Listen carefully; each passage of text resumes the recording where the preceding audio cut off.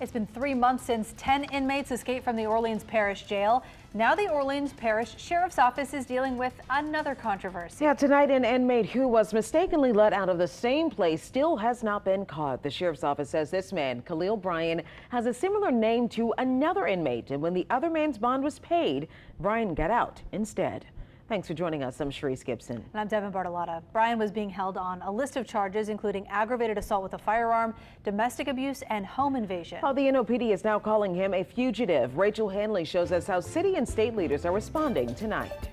I want to make a sincere apology to the people of New Orleans. That's how Orleans Parish Sheriff Susan Hudson began a public statement Friday afternoon after we broke the news that the jail let out a man on accident. There are controls in place, and this was definitely a human error, so we know that. Hudson said the employees who let him out are being questioned.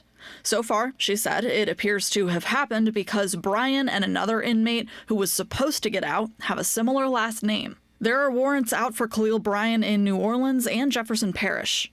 The charges against him include home invasion, domestic abuse, and assault with a firearm. NOPD Superintendent Ann Kirkpatrick led Friday's press conference. This release did not occur under NOPD's jurisdiction, but we are a team. We are a law enforcement community that works together in partnership. She told Bryan he was now considered a fugitive and urged him to turn himself in. It was a bit of deja vu. Just months ago, she addressed 10 inmates who cut a hole in the wall of the prison and escaped the same way. State Attorney General Liz Murrill is leading an investigation into the sheriff's office because of that escape. Friday, she released a statement saying in part that she had, quote, spoken briefly to the sheriff to obtain the name of the person who was released. My investigation is still continuing and is broad in scope, close quote.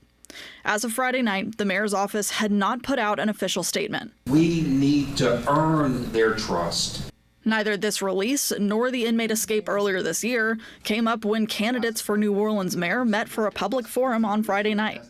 Even crime in general wasn't a big focus. Most of the questions and answers centered on the local economy, education, and affordable housing. Rachel Hanley, WWL, Louisiana. Orleans Parish DA Jason Williams released a lengthy statement about the situation. He said in part this is a deeply troubling incident that underscores the ongoing systemic issues surrounding the exercise of custody and control over detained individuals. The failure to properly confirm the identity of an inmate prior to release is an unacceptable lapse that presents a real and immediate risk to public safety. Here's one more look at the inmate who was mistakenly released. If you see Khalil Bryan or have any information on his whereabouts, you're asked to call 911. And this isn't the only inmate that's out there. Derrick Groves, he's still on the run after 3 months after the escape alongside 9 other inmates. He's the only one left from the New Orleans jailbreak. So if you have any information on his whereabouts, call Crime Stoppers.